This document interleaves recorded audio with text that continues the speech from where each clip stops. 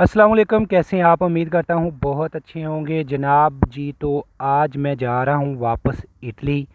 German से अब वापस जा रहे हैं इटली, और यहाँ पर प्राइवेट टैक्सी मैंने करवाई है और वापस इटली जा रहा हूँ। और आपको मैं ये बताने वाला हूँ आज की वीडियो में कि वापस इटली क्यों जा रहा हूँ और क्या वजह बनी कि मैं जर्मन छोड़ने का मैंने इरादा किया और वापस इटली जाने का इरादा किया। तो अगर तो आप लोग इटली में हैं या कहीं भी हैं और जर्मन आना चाहते हैं तो ये वीडियो आपके लिए है, आप ज़रूर देखिएगा। मैं आपको इंशाल्लाह सारी डिटेल हर वीडियो मैंने जो जो भी बनाई है, मैंने हर वीडियो में कुछ ना कुछ ऐसा ज़रूर आपको इन्फॉर्मेशन दी है जो आपके लिए बहुत ही बेहतर साबित होने वाली होती है जो आप सोचते हैं। क्योंकि जो नया बंदा है वो सोचता कुछ और है और होता कुछ और है, और इसलिए मैंने हर वीडियो में, पिछली वीडियो में भी आपको जर्मन के बारे में जो कुछ वहाँ पर जैसे काम मिलता है, किस तरह से पेपर चेंज करवाने वगैरह वगैरह, सब कुछ मैंने आप लोगों के साथ शेयर किया है। और आज की ये वीडियो मैं वापस हमेशा के लिए इटली जा रहा हूँ जर्मन छोड़कर। तो आज की वीडियो मैंने कहा मैं बना दूं और आप लोगों को बता दूं कि वापस इटली जाने का फ़ैसला क्यों मैंने किया।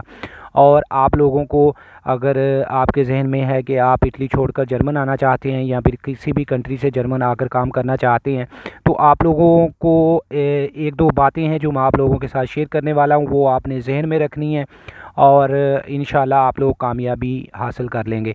और अगर जो 2 साल वाले सजोर जिसके पास है वो अगर आना चाहते हैं कि भई यहाँ पर काम नहीं मिलता तो हम जर्मन चले जाते हैं, वहाँ पर आपको कोई कह देता है आ जाओ भी यहाँ पर काम बहुत है, तो आप चले जाते हैं, तो उनके लिए क्या बेनिफिट है, वो उनको जाना चाहिए या नहीं जाना चाहिए। तो कहीं मैं बैठकर आप लोगों के साथ ये बातें कर लेता हूँ। ये अभी रास्ते में हूँ, पहुँचकर मैं बाद में आपको बैठकर बातें आपके साथ शेयर करता हूँ। तो वीडियो को पूरा देखिएगा, चैनल को सब्सक्राइब भी ज़रूर कीजिएगा जी। तो अब बात कर लेते हैं कि वहाँ से इटली वापस आने का मकसद क्या है, वजह क्या बनी कि मैं वापस आ गया।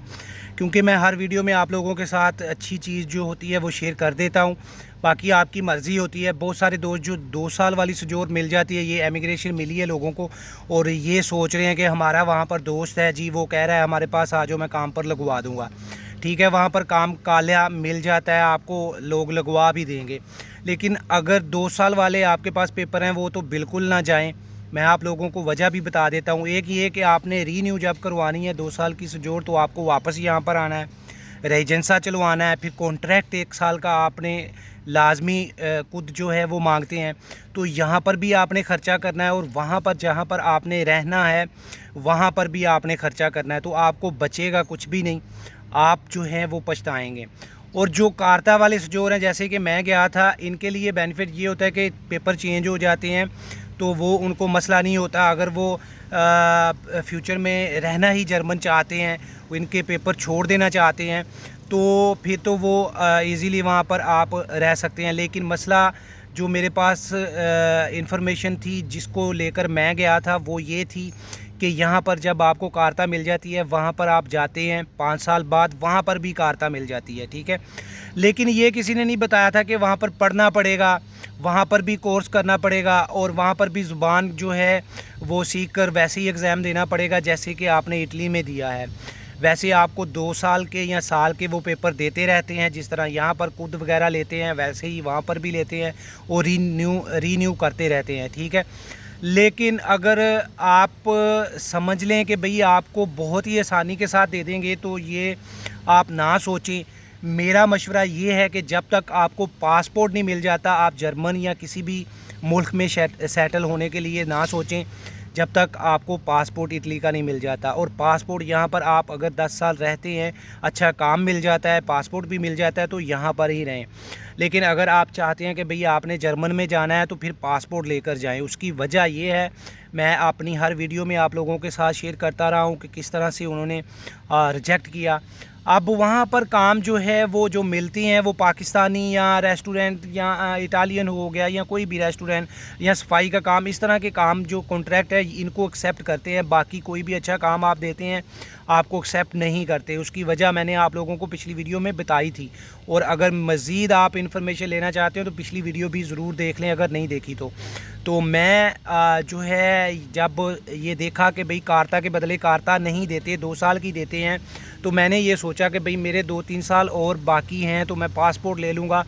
तो मेरा क्या फ़ायदा अगर कार्ता के बदले कार्ता नहीं मिलती 2 साल के, फिर वैसे ही ज़लालत जो इतनी इटली में हमने की है बर्दाश्त, उतनी ही वहाँ पर भी करनी पड़ेगी। और दूसरा, जो आप जहाँ पर भी जा रहे हैं, आप अगर फिर भी नहीं बाज़ आना चाह रहे और आप जाना चाहते हैं जर्मनी या किसी भी शहर में, तो जहाँ पर आपने जाना है, उस जिसके पास भी जाना है उससे पूरी मालूमात आपने ले लेनी है, और अपने दिल में कोई बात नहीं रखनी कि भाई ये अपना बंदा है और ये आपको सब कुछ करके दे देगा। नहीं, किसी के पास भी टाइम नहीं होता।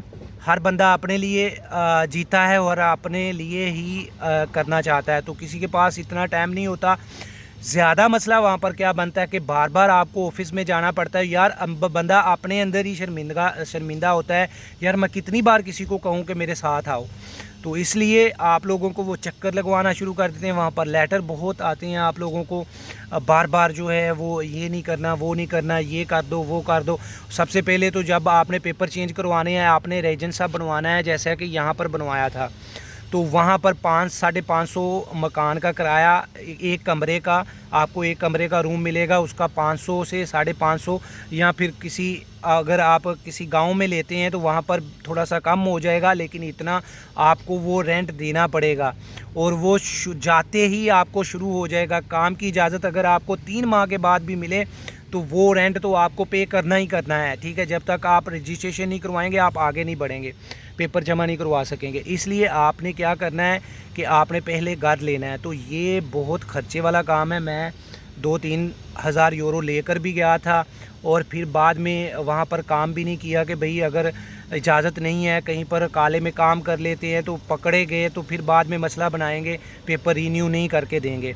तो इसलिए मैं काम पर भी नहीं जा रहा था। और कुछ जो है काम जनाब, आपको जब कोई बंदा नया जाता है उसको ज़ुबान नहीं आती, तो जब ज़ुबान नहीं आती तो हर बंदे के लिए बहाना होता है, यार आप तुमको ज़ुबान नहीं आती तो मैं तुम्हें कहाँ पर लगवाऊँ। हालांकि यहाँ पर भी हमने जब यहाँ पर, ये इटली भी है, ये भी ज़ुबान मांगता है। हम जब यहाँ पर काम कर रहे थे तो यहाँ पर मैंने 17 यानी कि 1-2 लोगों को लगवाया, फिर उन्होंने आगे उनके जानने वाले थे, उन्होंने उनको लगवाया, तो 17 बंदे यहाँ पर काम पर लगे थे जिनको ज़ुबान नहीं आती थी, और मैंने जो है वो लगवाए थे बंदे, ठीक है। बाद में जो है लोग बदल जाते हैं, या वो चीज़ आपको पता है कि हर पाकिस्तानी एक जैसा नहीं होता, लेकिन ज़्यादातर ऐसे निकलते हैं कि यार आंखें दिखाना शुरू हो जाते हैं, तो वो एक अलहदा बात है। लेकिन ज़ुबान ना होना हर काम के ऊपर नहीं चलता। लेकिन आप देखें, मैं अगर किसी को लगवाता हूँ कहीं पर तो मुझे पता है कि यहाँ पर काम चल जाएगा, मैं इस बंदे को ज़ुबान नहीं आएगी 1 साल के या 2 साल नहीं पता चलेगा, तो मैं इसको लगवा दूंगा, तो तब मैं कहूँगा आ जाओ भाई मैं लगवा देता हूँ। लेकिन आपने जब जाना है तो जिस बंदे के पास जाना है उसको बता कर जाना है कि भाई ज़ुबान मुझे आपको पता है नहीं आती है, अगर काम पर लगवा सकते हो तो मैं आपके पास आता हूँ, अगर नहीं लगवा सकते तो मुझे जलील मत करना। अदरवाइज़ आप लोग वहाँ पर जाएंगे तो बहुत सारे जो है मसाइल आप लोगों के सामने आएंगे। लेकिन लास्ट मैं आप लोगों को यही कहूँगा कि जब तक पासपोर्ट नहीं मिल जाता आप ना जाएं। वो वजह ये होगी कि पासपोर्ट आपके पास होगा तो चेंज करवाने में आपको मसला नहीं होगा कि भई आपने चेंज करवाने हैं और इंतज़ार करना है, तो ये मसला ख़त्म हो जाएगा, तब आप जो है सीधा काम पर जा सकते हैं, ठीक है। तो ये चीज़ आप देख लें, अगर कोशिश करें। मैं आप लोगों के साथ पहले भी मैंने शेयर किया था आप लोगों को कि इटली के अंदर काम है, आपके पास लाइसेंस है, और लाइसेंस लेने के बाद आपने मुलेतो का भी लाइसेंस कर लेना है, वो भी फ़ीस ही लेते हैं, कोई इतना बड़ा काम नहीं है। ये 2 लाइसेंस जो बी है, पतेंते बी और मुलेतो जो इसमें मैगज़ीन में जो काम करने वाली मुलेतो होती है, आपको पता ही है, उसका भी लाइसेंस मिल जाता है आपको इजीली, वो भी आपने ले लेना है और फिर एजेंसी में जाकर दुमानदे आपने करनी है और वहाँ पर आपको इंशाल्लाह काम मिल जाएगा। तो मैं अब वापस आया हूँ तो इंशाल्लाह यहाँ पर उम्मीद है, बहुत सारी एजेंसीज़ ने मुझे वादा किया है कि भाई आप गाड़ी ले लो, क्योंकि काम दूर का है। तो गाड़ी मैं अब लूँगा, गाड़ी लेने के बाद जो है वो इंशाल्लाह मुझे काम मिल जाएगा, और जब तक पासपोर्ट नहीं मिलेगा मैं कहीं पर भी नहीं जाऊँगा। तो इतनी सी इन्फॉर्मेशन मैं आप लोगों को बताना ज़रूरी समझता हूँ। या जिन लोगों ने न्यू है, जो बंदा किसी को नहीं पता किसी को कि मैंने क्या करना है क्या नहीं, तो मैंने ये चैनल बनाया ही उन लोगों के लिए। और अगर आपने चैनल को सब्सक्राइब नहीं किया तो सब्सक्राइब कर दें, आप लोगों को इन्फॉर्मेशन मिलती रहेगी। और अब यहाँ पर आ गया हूँ, अगर किसी का सवाल हो कमेंट्स प्यारा कर दिया करें, और इंस्टाग्राम को फॉलो करके वहाँ पर भी आप मुझे मैसेज कर लिया करें, मैं वहाँ पर आपको जवाब दे दिया करूँगा। अगर कोई बात रह गई है, पूछना चाहते हैं तो कमेंट कर लें, मैं आपको जवाब दे दूँगा। इंशाल्लाह मिलते हैं नेक्स्ट वीडियो में, तब तक के लिए अपना बहुत ख्याल रखिएगा। पाकिस्तान जिंदाबाद।